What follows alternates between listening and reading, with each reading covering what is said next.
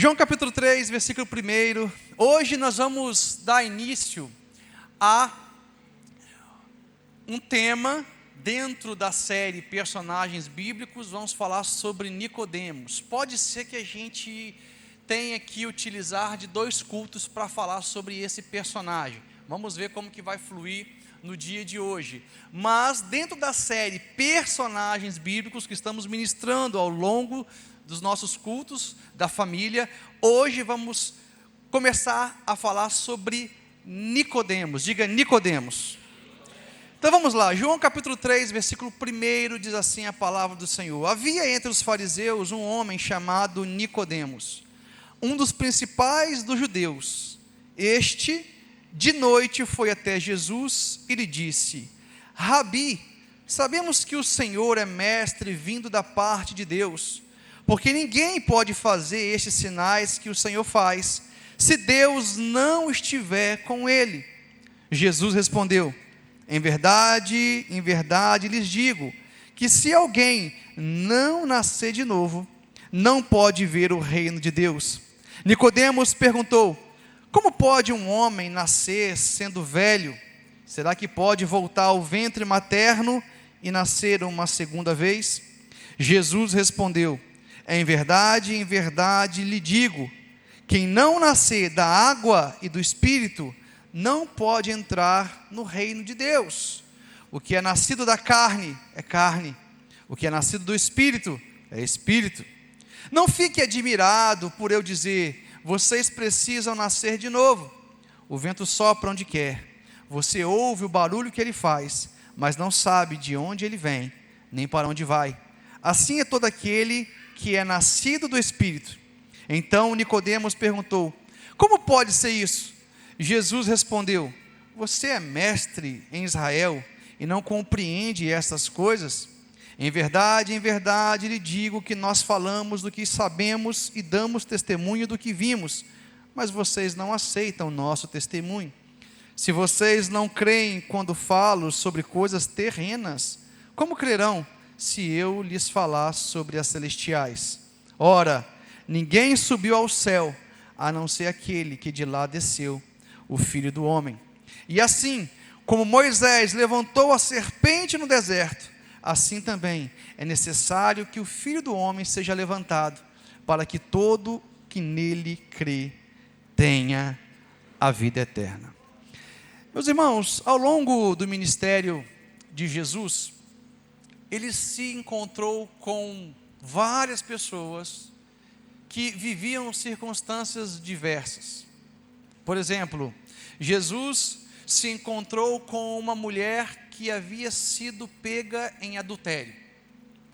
Jesus então perdoa o pecado daquela mulher, retira a condenação que estava sobre ela, dizendo: nem eu te condeno, vá e não peques mais.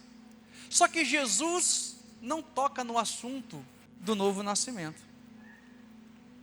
Jesus se encontrou também com um homem chamado Zaqueu. Zaqueu, ele era o chefe dos publicanos. Os publicanos eram os coletores de impostos, normalmente judeus que trabalhavam para o Império Romano e cobravam impostos dos seus conterrâneos, dos próprios judeus.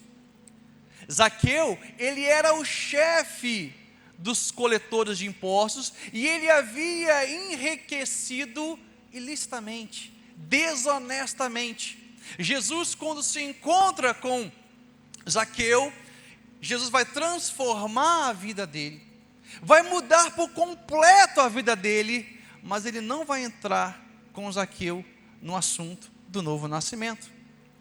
Jesus se encontra também em uma região chamada Gadara, e lá em Gadara ele se encontra com um homem que estava possesso de demônios, ele estava endemoniado. Jesus, ele vai libertar esse homem, ele vai expulsar os demônios que estavam sobre aquele homem, mas não vai tocar no assunto do novo nascimento. E assim foi com vários encontros que Jesus teve. Ele se encontrou com paralíticos e os curou, com cegos e os curou. Jesus encontrou com pessoas que estavam vivendo circunstâncias distintas, mas ele jamais havia tocado no assunto do novo nascimento. No entanto, quando ele se encontra com um homem chamado Nicodemos, ele vai falar: Nicodemos, você precisa nascer de novo. Sabe, meus irmãos, quando Jesus ministrava as pessoas, ele ministrava tendo como fundamento a real necessidade delas. Jesus não falava para as pessoas o que elas queriam ouvir, Jesus falava o que elas precisavam ouvir. Ele trabalhava na vida de cada pessoa de uma maneira peculiar, específica. E quando Jesus fala com Nicodemos: Nicodemos, você precisa nascer de novo. Jesus, ele está tocando no ponto central da vida de Nicodemos e que precisava de uma transformação. Jesus está tocando em um ponto extremamente importante da vida de Nicodemos que Jesus queria tratar. Sabe o que Jesus estava querendo fazer na vida de Nicodemos ao dizer: Nicodemos, você precisa nascer de novo? Jesus, ele estava tirando de Nicodemos a ilusão de que estava tudo bem com a sua vida espiritual. Jesus, ele estava confrontando a sensação que Nicodemos tinha de que ele exercia uma espiritualidade saudável. E fica muito claro, quando a gente lê o texto, que Jesus, ele vai conduzir a conversa para o lugar que ele queria. Porque quando Nicodemos se aproxima de Jesus, Nicodemos diz assim: Jesus, eu sei que tu és mestre vindo de Deus, porque ninguém pode fazer esses milagres se Deus não for com ele. Aí Jesus responde: Nicodemos, necessário é nascer de novo. Aparentemente, a resposta de Jesus não tem conexão com aquilo que anteriormente Nicodemos tinha falado. Nicodemos fala algo e Jesus vai dar uma resposta totalmente diferente. Parece que não tem conexão, porque na verdade Jesus está conduzindo aquela conversa, conduzindo Nicodemos a uma linha de raciocínio. Ele queria que Nicodemos começasse a pensar sobre algo importante na sua vida. Então Jesus fala: Nicodemos, necessário é nascer de novo. Ele toca na falsa sensação que Nicodemos tinha de que estava tudo bem com a sua vida espiritual, de que ele exercia uma espiritualidade correta, de que o relacionamento de Nicodemos estava bem com Deus. Meus irmãos, nessa manhã o Espírito Santo vai nos confrontar através da sua palavra. Porque muitas vezes nós achamos que está tudo bem com a nossa vida espiritual, achamos que estamos nos relacionando de maneira correta com o Senhor. No caso de Nicodemos, Nicodemos padecia de algo chamado cegueira espiritual. Você sabe que os olhos físicos nos habilitam a enxergar o exterior, mas somente os olhos espirituais nos habilitam a enxergar o nosso interior. E Nicodemos, ele era cego espiritualmente. Ele tinha olhos naturais para enxergar o que acontecia do lado de fora, mas ele não tinha olhos espirituais para enxergar o que estava acontecendo dentro dele. Então Jesus vai falar: Nicodemos, necessário é nascer de novo. Pode vir aqui, Cleitinho. Cleito. Em nome de Jesus. Então, observe, irmãos, quem era Nicodemos? Vamos ler o versículo 1. Havia entre os fariseus um homem chamado Nicodemos. Observe, a primeira coisa que o texto vai falar: Nicodemos, ele era um fariseu. Diga assim: Nicodemos era um fariseu. Ele era um dos principais dos judeus. Você sabe, irmãos, que naquele tempo haviam vários partidos dentro da cúpula religiosa de Israel, que cooperavam com, digamos assim, uma fiscalização de tudo que acontecia em Israel.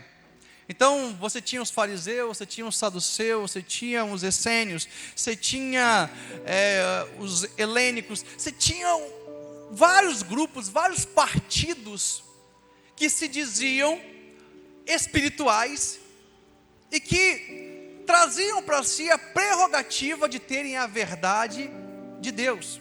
E os fariseus era um desses grupos. Nicodemos, ele conhecia a Bíblia, especificamente o Antigo Testamento, de cor salteado, sobretudo o Pentateuco, palavra por palavra, letra por letra, porque isso era uma qualidade de um fariseu. Ele tinha acesso ao sinédrio.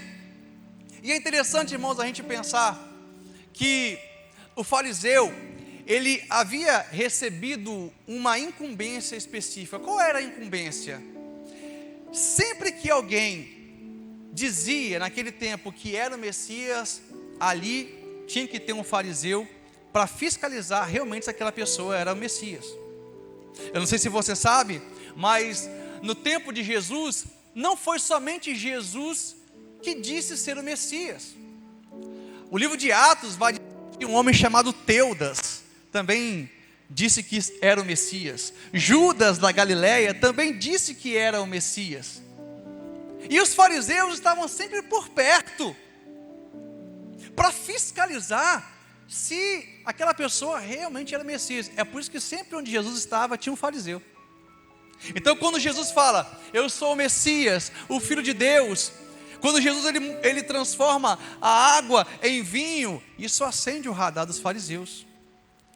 E eles se aproximavam para abrir um inquérito investigativo para saber se realmente Jesus era o Messias.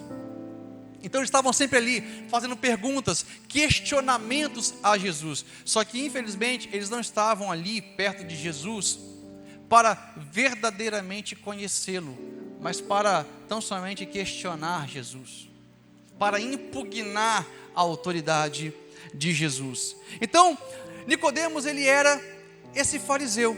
E aí no versículo 2, a Bíblia vai dizer: e este de noite foi até Jesus. Observe, irmãos, essa informação que João nos dá é muito importante. Não é apenas a marcação do tempo.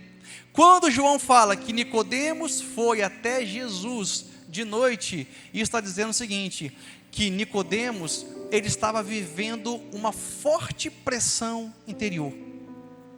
Havia conflitos dentro de Nicodemos que o impedia de assumir publicamente a sua fé. Por isso que ele foi ter com Jesus pela noite. Ele não poderia ir até Jesus durante o dia. Sabe por quê? Porque se ele fosse até Jesus durante o dia, todos veriam, a comunidade de Israel veria, os fariseus veriam que ele estava buscando a Jesus, e isso teria fortes implicações na sua vida. Uma das consequências diretas para alguém que se convertesse a Cristo, sobretudo um fariseu, é que ele deixava de ser um fariseu. Ele perdia status, ele perdia posição social, ele perdia autoridade, ele perdia tudo aquilo que um religioso naquele tempo queria. Então, Nicodemos, ele quer estar com Jesus, ele quer conhecer Jesus, mas ele não está disposto ainda a perder coisas para ter um relacionamento mais profundo com ele. Então ele vai de noite. Sabe, irmãos, eu estava escrevendo essa mensagem e o Senhor falou comigo sobre a fé noturna. Sabe o que é a fé noturna? É essa fé de Nicodemos. A fé noturna nunca deixa a pessoa se envolver completamente com o Senhor. A fé noturna nunca deixa a pessoa se entregar 100% no altar do Senhor. A fé noturna nunca deixa a pessoa se render de todo o coração ao Senhor. Sabe por quê? Porque quando ela vai se render, quando ela vai se entregar, ela lembra de tudo que ela vai precisar abrir mão para fazer isso, de tudo que ela vai ter que renunciar para fazer isso. Sabe por quê, irmãos? Porque evangelho é renúncia. Evangelho é abrir mão de tudo aquilo que desagrada a Deus, para então fazermos a vontade dEle. Nicodemos olhou para a posição, para o status, para a autoridade que ele tinha na sociedade. Ele olhou até mesmo para o sonho dele, porque é muito provável que ele tinha o sonho de ser um fariseu. A maioria dos homens daquela época queriam estar nessa posição, mas essa posição não era para qualquer pessoa. Nicodemos olhou para tudo isso e ele pensou: eu não estou disposto ainda, eu não tenho força ainda, eu não tenho fé ainda para abrir mão de tudo isso, para me envolver 100% com Jesus. E é por essa razão que ele desenvolveu uma fé noturna, uma fé que nunca se envolve totalmente, que nunca se entrega totalmente, que nunca se rende totalmente. A fé noturna nos deixa no meio do caminho, é um meio termo. Você tem um pé na presença de Deus, mas você tem outro pé fora da presença de Deus. É como o Eutico. A palavra do Senhor vai dizer que o apóstolo Paulo estava pregando em um lugar chamado cenáculo. Estava cheio de pessoas ali. Paulo iria dar o seu último sermão, depois iria embora. E Paulo começa a pregar. As luzes do cenáculo estavam cheias. E Paulo se estende no sermão. E tinha um jovem chamado Eutico que estava sentado à janela. E aí Paulo, estendendo o sermão, foi passando o tempo. E Paulo, animado, empolgado, igual eu fico aqui alguns dias, né? Domingo passado eu estava olhando no relógio, acabamos o culto 12:10, falei: meu Deus do céu. Estava igual o Paulo, animado, empolgado, né, pastor Ricardo? Tem dia que o pregador se empolga mesmo, principalmente quando o povo entra junto na ministração da palavra. E eu creio que o povo estava assim. Mas ali tinha um jovem chamado Eutico que estava sentado na janela. Olha a posição dele, diga: sentado na janela. Sentado na janela, uma parte do corpo dele recebia a luz do cenáculo, a outra parte, as trevas, a escuridão que estava do lado de fora. Naquele tempo não tinha luz igual temos hoje, não tinha iluminação pública como nós temos hoje. Então, sentado na janela, uma parte da vida dele recebia a luz do cenáculo, a outra parte era alcançada pela escuridão. Sabe o que aconteceu com o Eutico? Eutico, por estar na janela, que é o lugar que nenhum crente pode estar, porque a janela é o meio termo. Você não está nem dentro do cenáculo e nem fora. Você não está nem dentro da igreja e nem fora. Você está em uma posição em que você pode ir para dentro ou para fora. A depender da circunstância, você vai para dentro. A depender da circunstância, você vai para fora. É uma posição de indecisão. Não há uma definição. Não há uma disposição plena, completa, total em obedecer a Deus. Você está na janela. Você ainda não se decidiu totalmente por Cristo. E nessa posição de indecisão, na janela, o que aconteceu com Eutico? Ele cochilou. Ele dormiu. E quando ele dorme, ele cai lá de cima, do segundo andar de onde estava. E ele cai morto lá embaixo.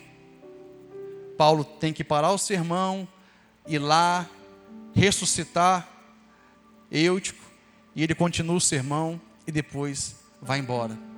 Irmãos, é assim que muitas vezes a nossa vida espiritual está, na janela. A gente nunca se envolve totalmente com o Senhor. A gente nunca se entrega totalmente aos propósitos dele. A gente sempre tem uma ressalva. A gente sempre tem um ponto de interrogação.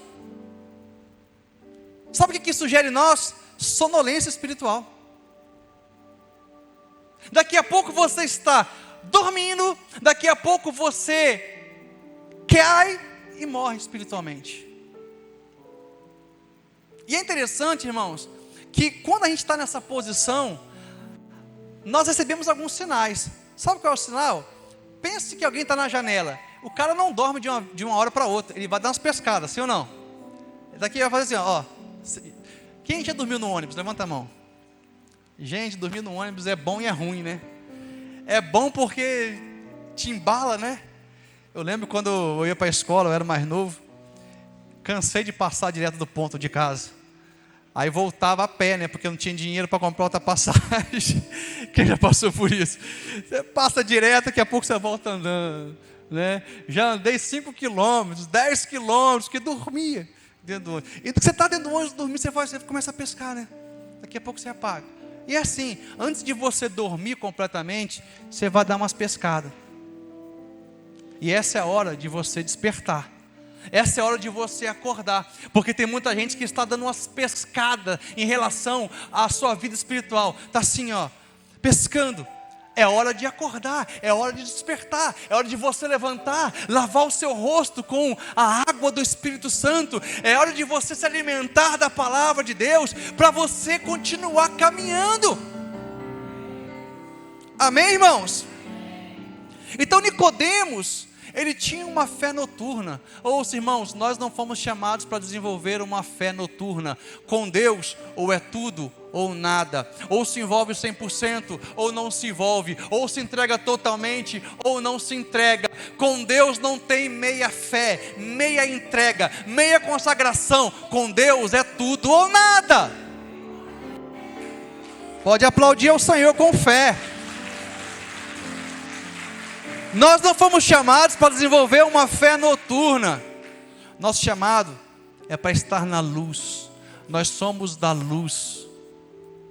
Nós precisamos nos posicionar, irmãos, em fé. Nicodemos não tinha fé para se posicionar na sociedade. Não tinha fé para se posicionar no sinédrio. Não tinha fé para se posicionar na sua casa, na sua família. E muitas vezes nós somos assim. Nós não temos fé para nos posicionar no ambiente que estamos inseridos. Não nos posicionamos no nosso trabalho. Mesmo diante de situações em que blasfemam contra o nome do Senhor. Mesmo diante de situação em que nós somos influenciados a fazer aquilo que não agrada ao Senhor. Irmãos, nós precisamos nos posicionar. Convém agradar a Deus e não aos homens. A nossa fé não é uma fé noturna. Nós somos do dia, nós somos da luz. A nossa fé tem que nos levar a nos posicionar, não importa o ambiente que estamos inseridos. Amém, irmãos? Então Nicodemos, ele ainda não tinha uma fé do dia, da luz. Ele tinha uma fé noturna. Se converter a Cristo para Nicodemos representaria uma ruptura real com todo o sistema que ele vivia. Agora, irmãos, Jesus fala para Nicodemos: Nicodemos, necessário é nascer de novo.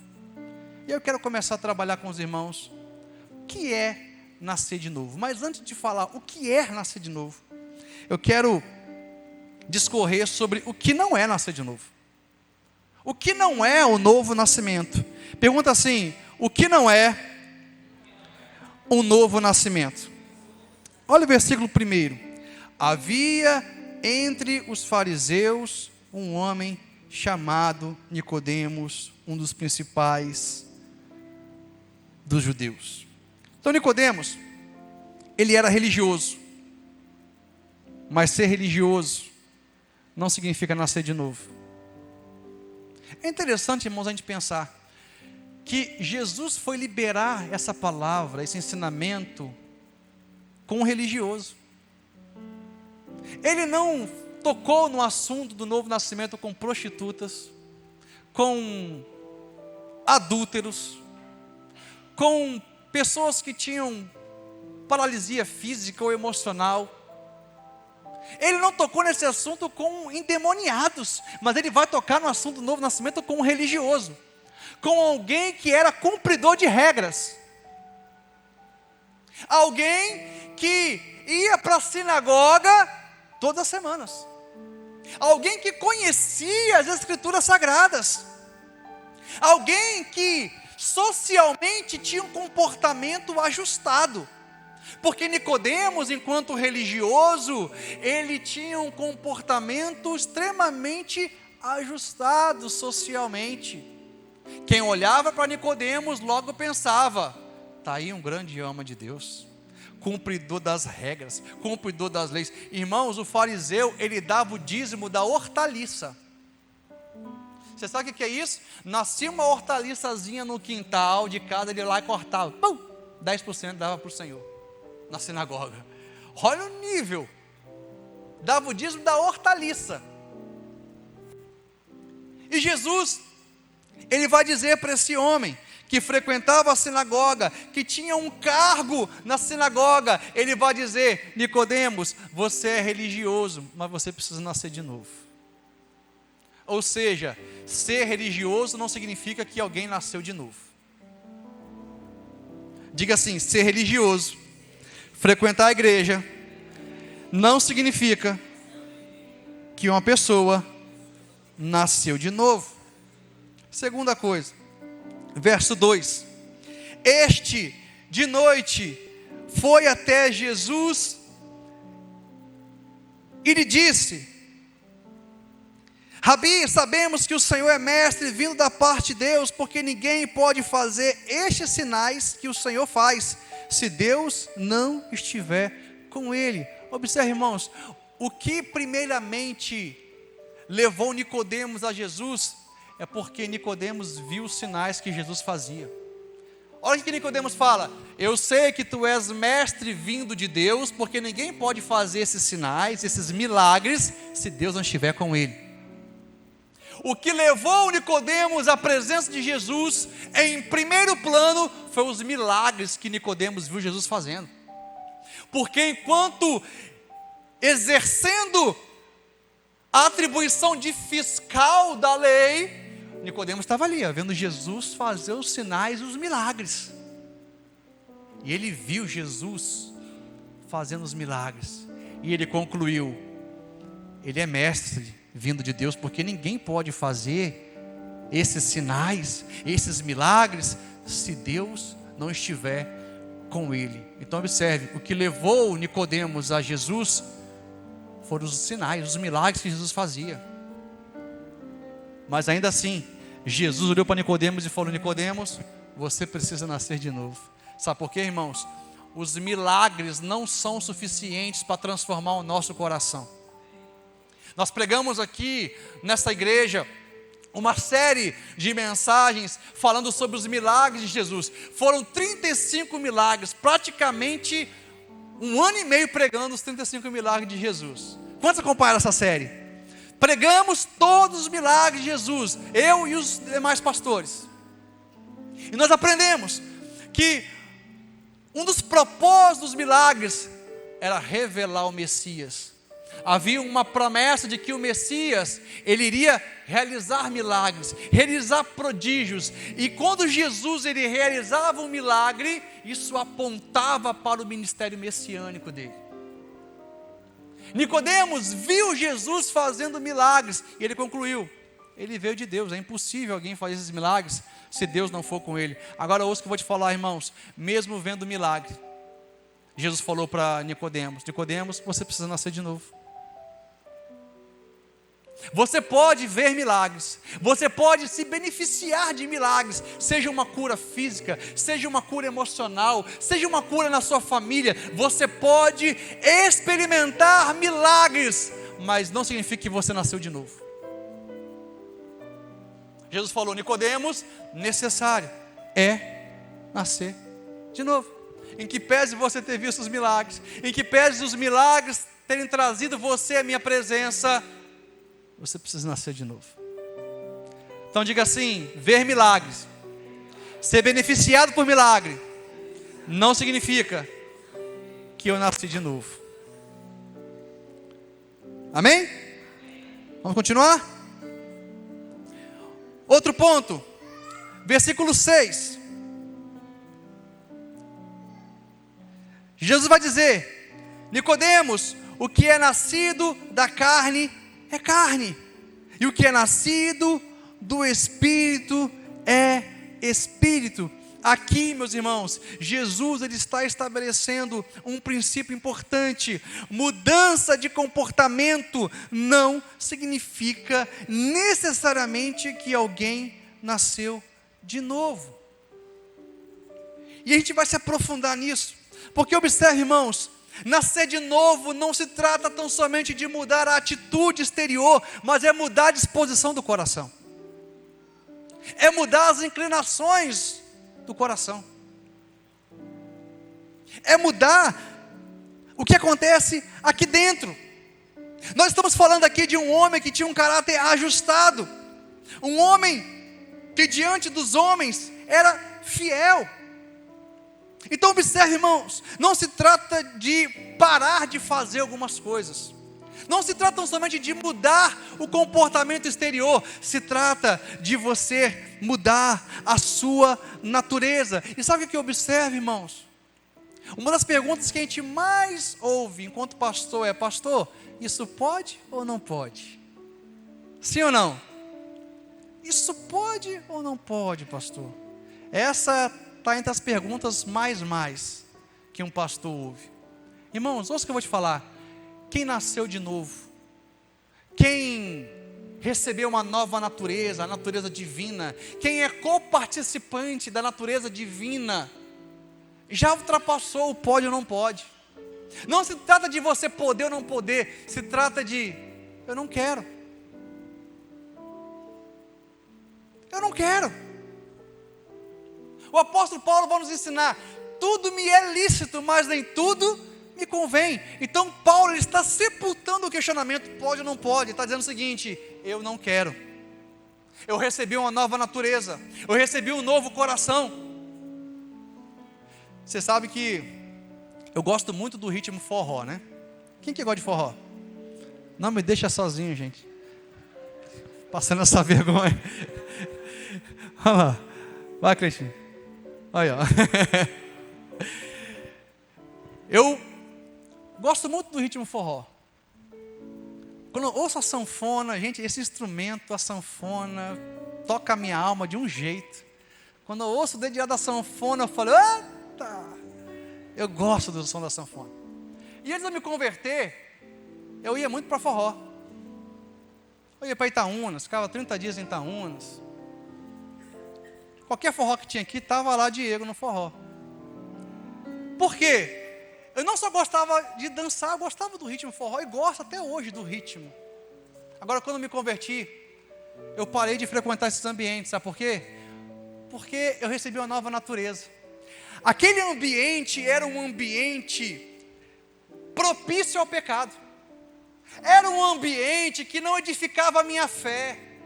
Era um ambiente em que tudo me levava a fazer aquilo que desagradava ao Senhor. Não era só dançar, não era só um ritmo legal. Muitas vezes eram músicas que blasfemavam contra o nome do Senhor. Era um ambiente que me levava às drogas, que me levava à prostituição. Então, quando eu nasci de novo, quando eu me converti a Cristo, eu parei de frequentar esses ambientes. Sabe por quê? Não conduzia mais com a natureza que eu havia recebido do Senhor. Eu continuo gostando do ritmo forró, porque não é pecado você gostar do ritmo forró. Não é pecado você nem gostar de funk, por pior que seja. Eu te respeito, meu irmão, mas não vou falar que é pecado. Você pode gostar do ritmo que for. Inclusive, é importante a gente vencer esse quesito no que tange a religiosidade, porque tem muitas pessoas que endemonizam ritmos. Ouça, nós não podemos endemonizar ritmos, porque a palavra do Senhor diz: tudo que tem fôlego, louve ao Senhor. O problema não está no ritmo, o problema está no que está sendo cantado, na letra, a quem aquilo está sendo usado para adorar. Quem consegue entender isso? Lá em casa, irmãos, tem muita alegria, tem muita festa. Às vezes eu até enjoo, porque eu sou mais na minha, né? Mas Virgínia e as crianças é música o dia inteiro. Fala: abaixa aí, gente, o som, abaixa um pouquinho, né? É farra o dia inteiro. Sabe por quê, irmãos? Onde tem graça de Deus tem liberdade. Na casa do religioso não pode tocar música. O religioso fica, pai, esse ritmo aqui não pode. Isso aqui é do diabo, isso aqui é de Satanás. Aí vira uma prisão aquela casa. Tudo que tem fôlego, irmãos, louve ao Senhor. É claro que você não vai deixar tocar na sua casa qualquer coisa. Você precisa ter um filtro espiritual. Edifica a minha fé? Amém. Não viola a minha fé? Glória a Deus. Tudo que tem fôlego, louve ao Senhor. Na casa que tem graça de Deus, tem liberdade. Sabe o que eu lembro? Eu lembro do pai do filho pródigo. Porque quando o filho pródigo ele vai embora e vai viver dissolutamente, o pai fica ali na expectativa do filho voltar. E quando o filho volta, a primeira coisa que o pai faz é uma festa. Aí o outro irmão religioso, que festa? Porque o religioso, irmãos, ele não dá conta de festa. O religioso, o negócio dele é viver de aparência. É ter um comportamento ajustado aos padrões que ele mesmo criou e que Deus nunca exigiu esse dele. Eu não estou falando aqui de temperamento. Eu estou falando aqui, irmãos, de coisas espirituais, amém? Aí o irmão religioso mais velho fala, festa? Não pode festa. E o pai fez uma festa, fez um banquete. Esse pai é o pai de toda a graça. Porque onde tem graça, irmãos, tem festa, tem alegria, tem liberdade. A casa do crente tem que ser uma casa de festa, irmãos. Amém? Não leva muito isso ao pé da letra não, viu, meu amor? Aí ela já está ali, ó. Hoje já sei que vai ser festa de intelencar. Você falou que é festa, então vamos fazer festa. Como você consegue entender isso? Então observe, irmãos. Jesus, ele não quer somente mudar o comportamento de Nicodemos. Jesus fala para Nicodemos, necessário é nascer de novo. Então observe, irmãos, não é pode ou não pode, é eu não quero. Eu não quero mais. Sabe o que eu observo? A pessoa que ela não nasceu de novo, ela vive debaixo de pressão. Sabe por quê? Porque o interior dela ainda não se converteu totalmente a Cristo. Então ela fica lutando entre a vontade da carne e a vontade do Espírito. A vontade da carne e aquilo que ela sabe que Deus quer que ela faça. Ela vive numa pressão constante, porque a natureza dela ainda não foi mudada. A natureza dela ainda não foi transformada. Então observe, irmãos, 2 Pedro, capítulo 1, versículo 4. Vamos ler, 2 Pedro 1, 4.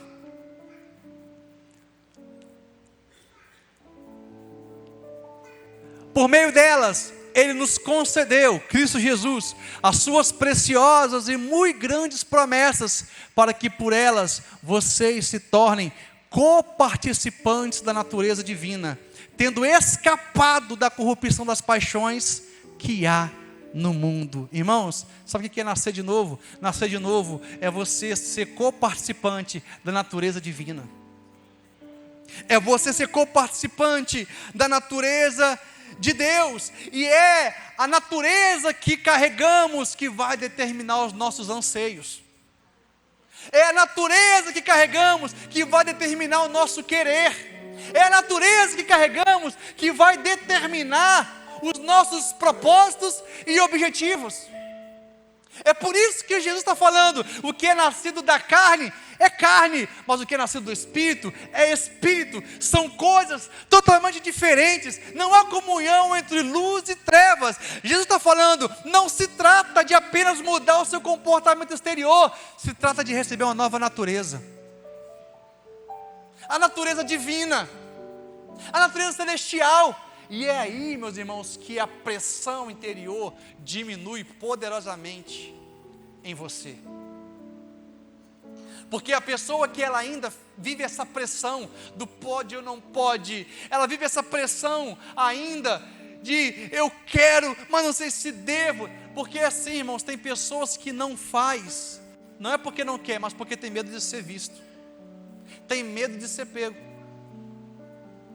Não é porque a natureza dela foi transformada, não é porque ela recebeu uma nova natureza, mas ela pensa: e se descobrirem o que eu estou fazendo? Isso, irmãos, não é novo nascimento. Por mais que isso possa te ajudar em algum momento a se livrar do pecado, isso não é novo nascimento. Sabe o que é novo nascimento? É José sendo atacado pela esposa de Potifar. A esposa de Potifar queria se deitar com José do Egito, sonhador. Aí, a esposa de Potifar se levanta e ela tenta se deitar com José. Aí José não pensa assim: eu não vou praticar esse pecado, porque se Potifar descobrir, eu estou lascado. Se Potifar ficar sabendo, ele vai me prender. Não. Sabe o que José fala? Como eu poderia cometer tamanha atrocidade e pecar contra o meu Deus? A preocupação de José era com Deus, não era com a sua reputação. Como eu posso cometer tamanho pecado contra o meu Deus? Como que eu posso fazer algo que vai desagradar o meu Deus dessa forma? Então ele sai correndo, fugido, ele vai embora, porque tem isso também, irmãos: vencer o pecado é uma questão de velocidade, amém? É uma questão de velocidade. A palavra do Senhor diz: fuja da aparência. Ninguém foge andando tranquilo. Quando você foge correndo. Sim ou não? Você foge rápido, porque se você titubear, se você parar na frente do pecado, já era. A chance de você cair é muito grande. Então vencer o pecado, irmãos, também é uma questão de velocidade. Viu alguma coisa na internet? Opa, já passa logo. Não para, irmão. É rápido. Treina a sua mente, treina o seu dedo aqui, ó. Tem que ser coisa rápida. Viu alguma situação na rua, opa, vai embora. É uma questão de velocidade. Está diante de uma proposta que você sabe que não é de Deus, não fica pensando: será que pode, será que não pode? Você sabe que você não pode, sabe por quê? Porque o Espírito testifica no seu espírito. Você sabe que não pode, mas você quer relativizar a caminhada. Você quer relativizar a fé. Você sabe que você não pode. Então ouça, irmãos, não é uma questão somente de comportamento, é uma mudança de natureza. É essa nova natureza que vai determinar nossos desejos, nossos anseios. Quando nascemos de novo, perdemos o desejo pelas coisas do mundo que outrora nos atraía. Quem verdadeiramente nasceu de novo não está cogitando as coisas do mundo, está cogitando as coisas de Deus. Está cogitando coisas espirituais, está pensando no Senhor, está pensando no céu, está pensando em edificar sua família, está pensando em prosperar espiritualmente, está pensando em prosperar até mesmo materialmente, mas debaixo da palavra de Deus. Quantos podem dizer glória a Deus? Hebreus capítulo 5, versículo 11 ao 14, vamos ler. Hebreus capítulo 5. A esse respeito temos muitas coisas a dizer, coisas difíceis de explicar, porque vocês ficaram com preguiça de ouvir. Pois quando já deviam ser mestres, levando em conta o tempo decorrido, vocês têm novamente necessidade de alguém que lhes ensine quais são os princípios elementares dos oráculos de Deus. Passaram a ter necessidade de leite e não de alimento sólido. Ora, todo aquele que se alimenta de leite é inexperiente na palavra da justiça, porque é criança. Mas o alimento sólido é para os adultos, para aqueles que pela prática têm as suas faculdades exercitadas para discernir não somente o bem, mas também o mal. É pela prática, irmãos.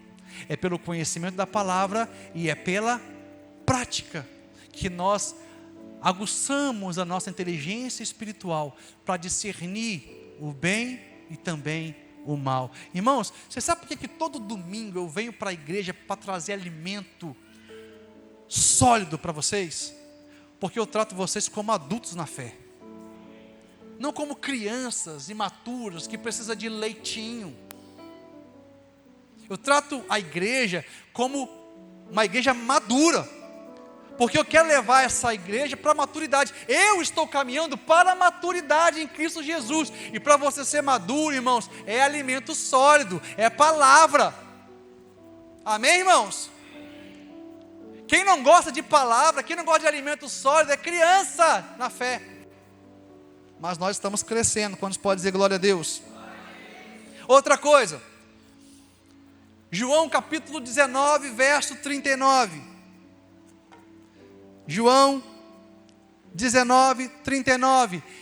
Então, João 19, 39. E Nicodemos, aquele que anteriormente tinha ido falar com Jesus à noite. Olha que mudou, gente. Perceberam a mudança? No início da caminhada de Nicodemos, aqui foi depois da morte, da crucificação de Jesus. Primeiro encontro de Nicodemos com Jesus, ele foi à noite.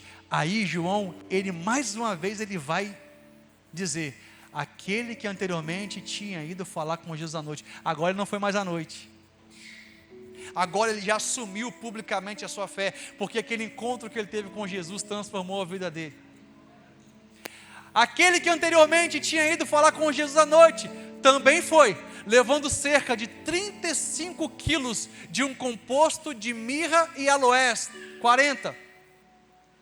Tomaram, pois, o corpo de Jesus e o envolveram em lençóis com os óleos aromáticos, como é costume entre os judeus na preparação para o sepultamento. Irmãos, somente uma pessoa rica tinha condições de ofertar para o sepultamento de Jesus 35 quilos desses óleos.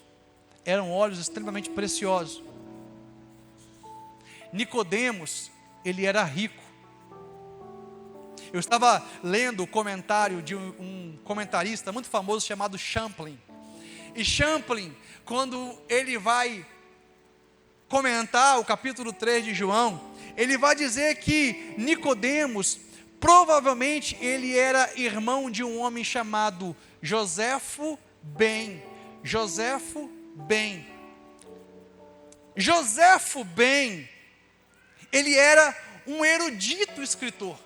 Ele escreveu sobre todas as guerras que Israel participou. Ele era muito famoso pela comunidade de Israel. E Joséfo Ben, ele era de uma família muito abastada. Então, fazendo uma conexão entre Nicodemos com Joséfo, a conclusão que se tem é que Nicodemos, ele era de uma família muito rica. João 19, 39 fala isso, que ele ofertou 35 quilos de óleos muito preciosos. Somente a pessoa rica poderia fazer isso. E qual é a história da família de Nicodemos? A história vai dizer que a família de Nicodemos detinha 10% de toda a produção de estanho do Império Romano. Sabe o que é estanho? Metal. A família de Nicodemos detinha a propriedade de 10% de todo o estanho do Império Romano. Sabe o que significa? Era a família de Nicodemos que fazia a preparação com os metais. Os metais eram usados para escudo, para espada, para objetos de bronze. A família de Nicodemos era riquíssima, porque quem detinha essa capacidade, essa matéria-prima, era muito rica naquele tempo. O Império Romano tinha por muita estima. Então observe, irmãos, Nicodemos, ele era de uma família muito rica, mas ainda assim, segura a criança, mas ainda assim, Jesus vai falar, Nicodemos, necessário é nascer de novo. Sabe por quê, irmãos? Ser bem-sucedido não significa nascer de novo. O fato de você ser rico, o fato de estar dando tudo certo na sua empresa, não significa que Deus está validando quem você é. São coisas diferentes. O fato de você ser uma pessoa milionária, trocar de carro todo ano, o fato de você ser bem sucedido na sua profissão, não significa que você nasceu de novo, porque disso não depende o novo nascimento. Nicodemos, ele era rico, e ainda assim Jesus falou: Nicodemos, necessário é nascer de novo. Versículo 10, e aqui é algo interessante, João capítulo 3, versículo 10, você é mestre em Israel, e não compreende essas coisas, irmãos. Nicodemos, ele era mestre em Israel, ele tinha um vasto conhecimento das Escrituras, ele tinha um vasto conhecimento bíblico, mas não significa que tinha nascido de novo, porque tem uma diferença, irmãos, entre informação e revelação. Você pode ser muito bem informado acerca da Bíblia, você pode ser muito bem informado acerca da palavra de Deus, mas não ter a revelação no seu espírito acerca de quem é Cristo. Você pode conhecer a Bíblia de Gênesis a Apocalipse, isso não significa que você nasceu de novo. E a gente vê nos dias de hoje pessoas que passam por um tempo ajustado no que tange a seu comportamento, pessoas que demonstram conhecer a Bíblia, conhecer a palavra de Deus, mas daqui a pouco se afastam dos caminhos do Senhor, daqui a pouco se desviam, daqui a pouco envergonham o nome do Senhor. Sabe por quê? Detinham conhecimento intelectual, mas não tinham a revelação no seu espírito acerca de quem é Cristo. Você não precisa conhecer toda a Bíblia para ser um homem fiel, para ser uma mulher fiel. Você precisa ter a revelação no seu espírito de quem é Cristo. É evidente que conhecer a palavra é o pontapé inicial, mas não se trata somente de conhecer a palavra de Deus, se trata de conhecer o Deus da palavra. Aleluia! Se trata de conhecer o Deus da palavra. Então Nicodemos tinha muito conhecimento bíblico, mas Jesus falou: Nicodemos, eu sei que você é mestre em Israel, mas tem que nascer de novo. Tem que nascer de novo. Pastor, mas o que é nascer de novo então? Você falou que não é. O que é? Nascer de novo, irmãos, é a obra do Espírito Santo de Deus no interior do homem, que transforma por completo a sua natureza, dando-lhe uma nova vida espiritual. Nascer de novo, irmãos, é receber uma nova natureza, uma natureza divina, uma natureza de Cristo. E quando você recebe essa natureza, você nasce de novo. Ouça o que eu vou falar, igreja. O Evangelho não é para melhorar a nossa vida. Eu sinto dizer isso para a igreja nessa manhã. Evangelho não é para melhorar a nossa vida. Evangelho é para fazer a gente nascer de novo. É uma nova origem. É uma recriação em Deus, com novos propósitos, com novos anseios, com novas determinações, com novas disposições interiores, com novas inclinações. Evangelho não é para melhorar a sua vida. Quando o Evangelho é pregado para melhorar a vida das pessoas, o Evangelho se torna autoajuda. E Evangelho não é autoajuda. Evangelho, irmãos, fala de um novo nascimento. E isso começa quando você crê em Jesus, voltando seus olhos para Ele e se inclinando para a vontade dEle. Jesus vai falar isso quando Ele faz uma alegoria com a serpente que Moisés levantou no deserto. Naquele tempo, o povo estava se rebelando contra Deus, reclamando pelo fato de Deus ter tirado eles do Egito e está demorando para eles entrarem na terra de Canaã. E aí o povo começa a desobedecer, se rebelar, reclamar, e aí Deus permite que serpentes picassem as pessoas. E a serpente era venenosa, víbora, e muitas pessoas morreram ali no deserto. Moisés então clama ao Senhor, e Deus dá uma direção a ele. E eu quero explicar isso aqui com bastante clareza, para que não fique dúvida, porque tem muito católico que usa isso aqui para embasar idolatria. adoração a imagens. Deus dá uma direção para Moisés e fala: Moisés, edifica aí uma serpente, você vai levantar essa serpente e você vai dar uma ordem ao povo. Quem for picado pela serpente vai olhar para essa estátua, essa serpente, e vai ser curado instantaneamente. Observe, irmãos, a ênfase aqui não é a imagem, não é a imagem que curava, não era a imagem que fazia o milagre, era a obediência à voz de Deus de olhar para a serpente. Quando você sabe entender isso? Aquele povo era rebelde, aquele povo tinha dificuldade em obedecer à voz de Deus, murmuradores. Então Deus precisava treinar o povo a obedecer. Então Deus ele faz uma representação. A serpente era um símbolo, não era a serpente que curava, não era a serpente que fazia milagre, era a obediência do povo à palavra de Deus que foi liberada através de Moisés, para que quando fossem picados pela serpente, deveriam fazer o quê?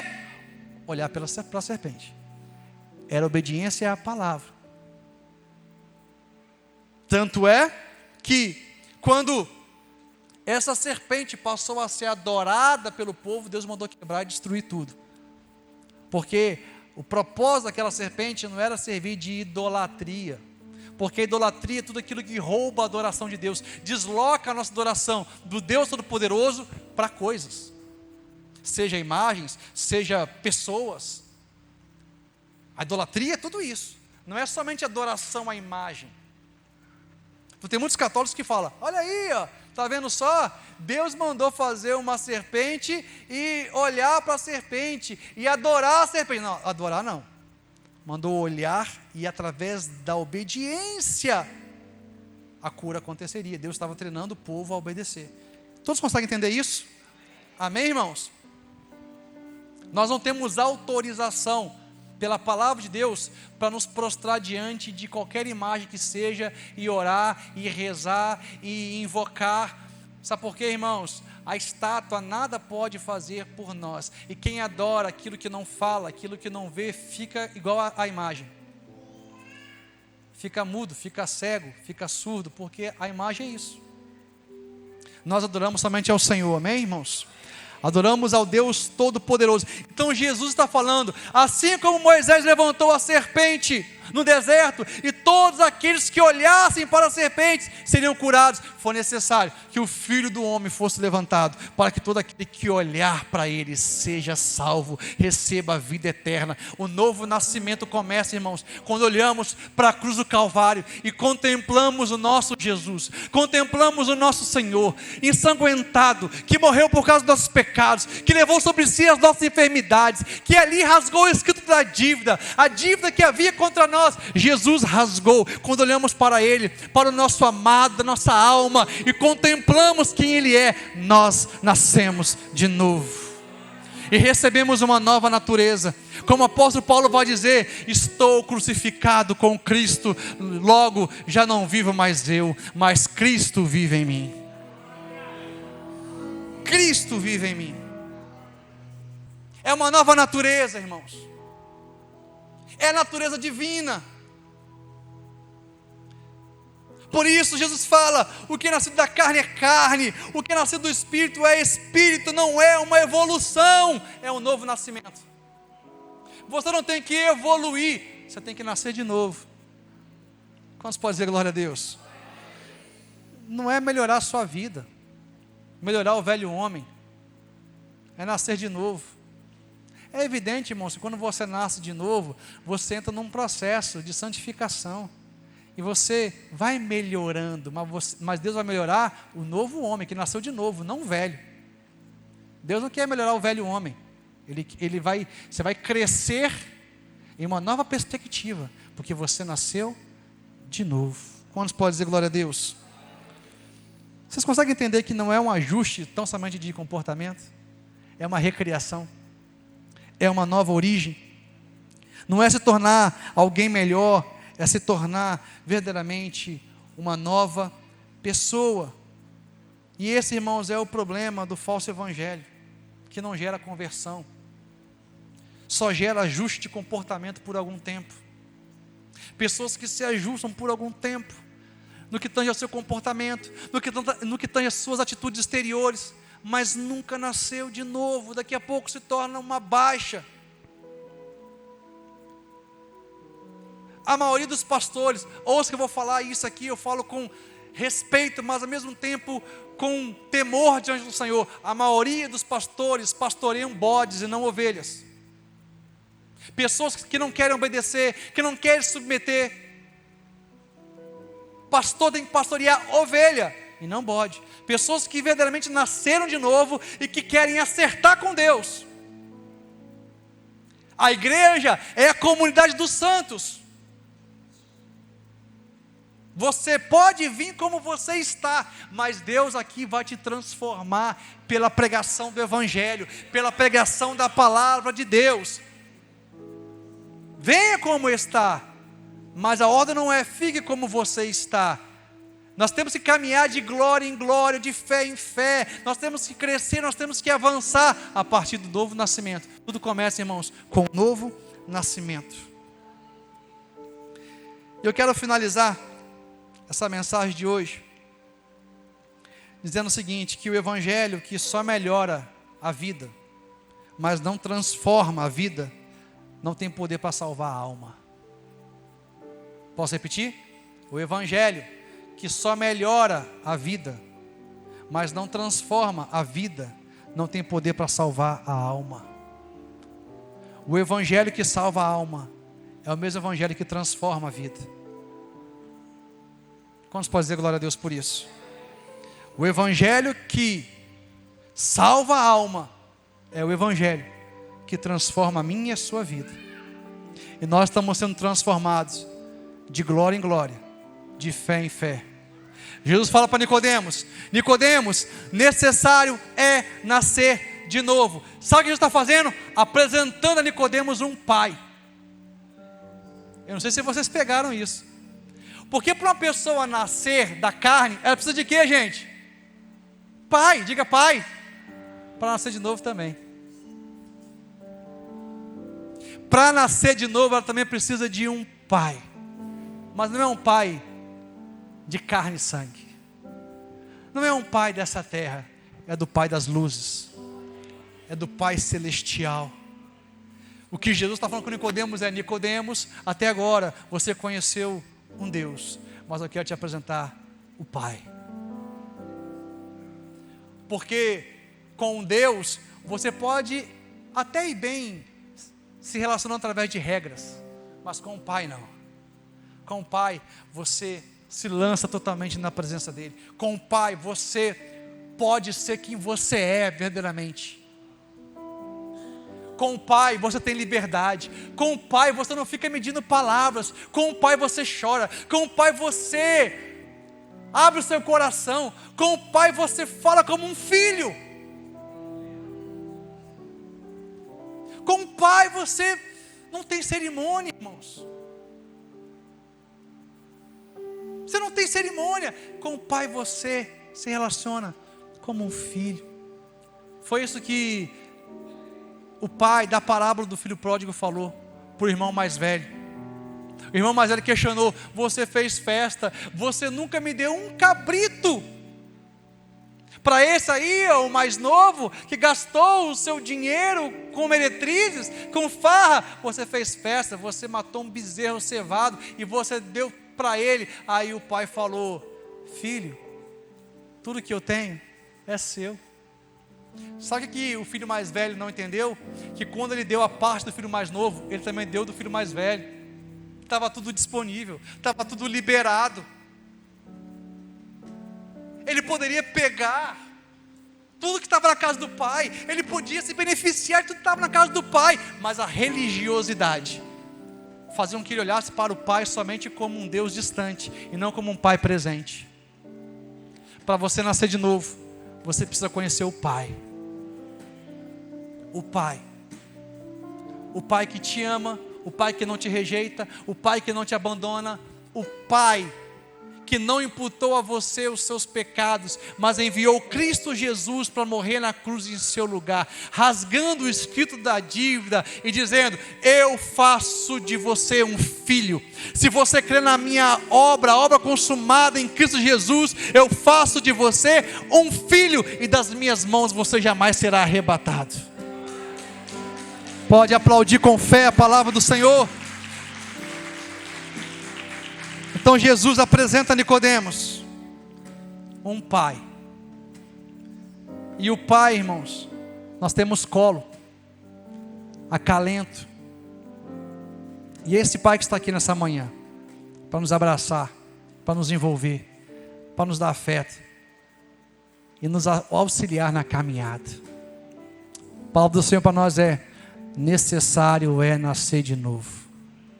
Diga assim: necessário é nascer de novo. Quando nascemos de novo, recebemos uma nova natureza, a natureza divina. Nosso querer muda, nossos desejos mudam, nossos propósitos mudam. Eu estava lendo, irmãos, vou finalizar. Queria deixar esse versículo, esse texto. Salmo 139, 16. Vamos ler rapidamente. Salmo 139, 16. Estou igual o Paulo hoje, né? Se estendendo, né? Isso aqui é para quem nasceu de novo, tá? Salmo 139, versículo 16. Os teus olhos viram a minha substância ainda informe, e no teu livro foram escritos todos os meus dias, cada um deles escrito e determinado, quando nenhum deles ainda existia. Eu amo esse texto, irmãos. Esse texto só vive ele quem nasceu de novo. Essa semana eu fiz uma pergunta ousada para Deus. Falei: Deus, onde eu estaria se eu estivesse no centro da tua vontade? Eu fiz com muito temor essa pergunta. Porque, irmãos, a gente erra, a gente falha. Falei: qual seria o dia que eu estaria vivendo hoje? Se eu estivesse no centro do teu querer. E a gente precisa perguntar isso para Deus. Sabe por quê, irmãos? Não se trata de orar e você falar bem assim: Deus, abençoa o meu dia. Não. É: Deus, me dê discernimento para perceber o dia que o Senhor criou para mim, o dia que o Senhor determinou para mim, porque todos os dias foram determinados e escritos por Deus. Então não é: Senhor, abençoa meu dia. Senhor, abre os meus olhos para eu entrar na sua agenda. Mudou tudo. Irmãos, se os meus dias, os seus dias foram todos escritos e determinados quando a gente não tinha nascido ainda, eu não vou pedir: Deus, abençoa meu dia, meu projeto, abençoa o que eu for fazer. Não. Senhor, abre os meus olhos para que eu veja o dia do Senhor, o dia que o Senhor escreveu ao meu respeito, o dia que o Senhor determinou para mim. Não abençoa o que eu quero fazer nesse dia. Abre os meus olhos para eu entrar na sua agenda. Quanto consegue entender isso? Então você vai orar de maneira diferente hoje. Você vai acordar de manhã e vai falar: Senhor, abre os meus olhos espirituais para que eu veja o dia que o Senhor escreveu para mim, para que eu entre na sua agenda no dia que está determinado para mim, porque eu não quero que o Senhor abençoe o meu dia, meus projetos. Eu quero entrar nos seus propósitos. Muda tudo. Aleluia. Mas isso, irmãos, é para quem nasceu de novo. Porque quem é nascido da carne, quem é nascido do Espírito, aleluia, se coloque de pé em nome de Jesus.